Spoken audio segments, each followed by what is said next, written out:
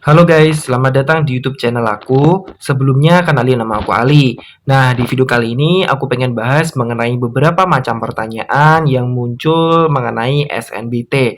Yaitu yang pertama mengenai pilihan prodi dan juga lokasi atau pusat UTBK itu apakah bisa diubah?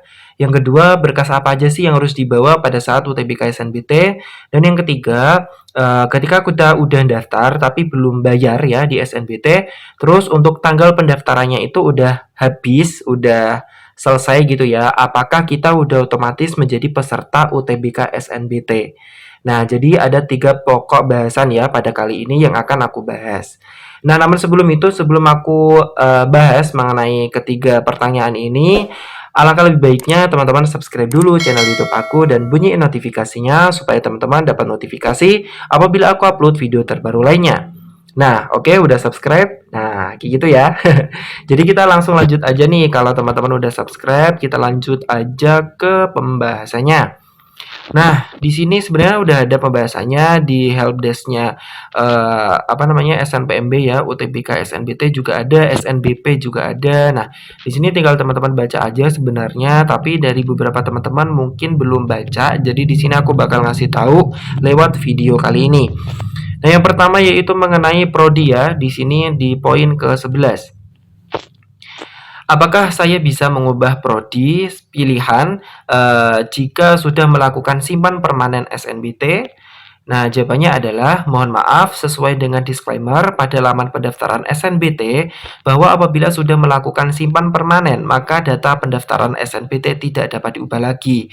Nah, jadi termasuk pilihan prodi, teman-teman nggak bisa ngubah pilihan prodi setelah teman-teman simpan permanen. Kalau belum disimpan permanen, bisa diubah-ubah sesuai keinginan teman-teman. Nah, jadi udah kejawab ya teman-teman ya. Terus lanjut yang nomor 2, apakah saya bisa mengubah lokasi dan sesi ujian saya? Nah, jawabannya adalah kayak gini ya. Perubahan lokasi ujian dapat dilakukan jika peserta belum melakukan pembayaran dengan cara menunggu hingga slip pembayaran hangus, kemudian memilih kembali lokasi ujian terdekat dengan domisili Anda. Nah, jadi untuk lokasi ujian ini nggak usah jauh-jauh, nggak apa-apa.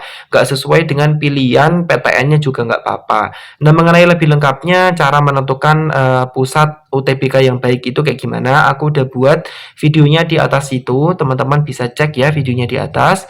Terus lanjut, namun jika sudah melakukan pembayaran dan simpan permanen, maka mohon maaf, sesuai dengan disclaimer pada laman pendaftaran yaitu tanggal, sesi, dan lokasi ujian tidak dapat diubah kembali.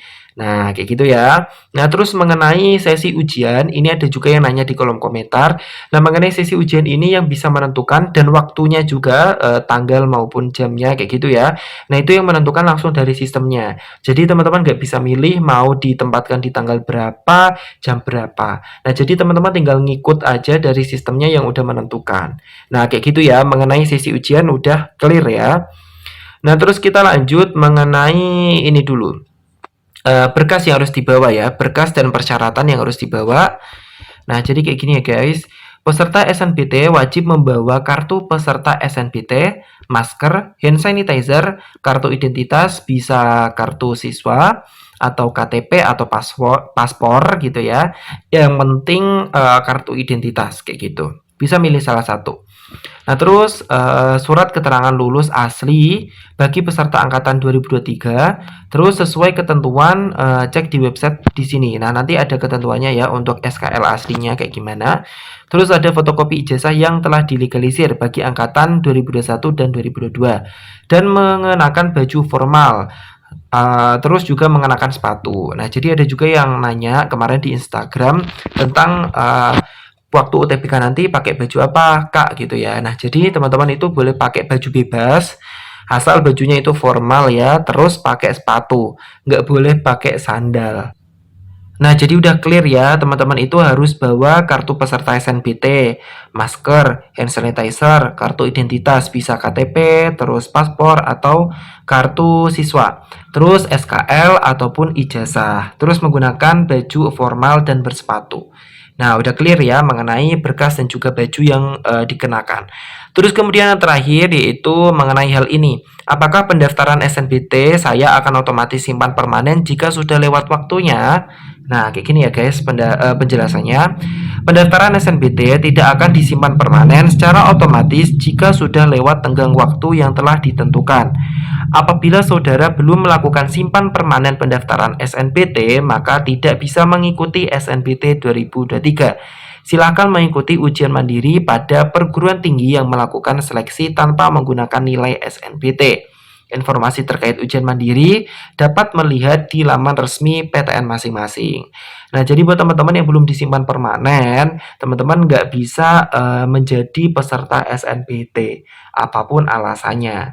Ya, jadi harus disimpan permanen dan harus sudah bayar. Karena kalau udah belum bayar, teman-teman nanti kan belum dapat kartu ujiannya kayak gitu. Nah, jadi udah terjawab semuanya ya, teman-teman ya. Nah, jadi semoga bisa menjawab dari pertanyaan teman-teman semua dan teman-teman juga bisa paham dengan apa yang aku jelasin. Nah, sekian ya video kali ini. Kurang lebihnya mohon maaf. Jangan lupa untuk like, comment, share, dan subscribe channel YouTube aku dan bunyi notifikasinya. Serta jangan lupa untuk selalu tonton-tonton video aku dan support channel aku. Oke, sekian video dari aku. Terima kasih sudah nonton. See you next video dan bye-bye.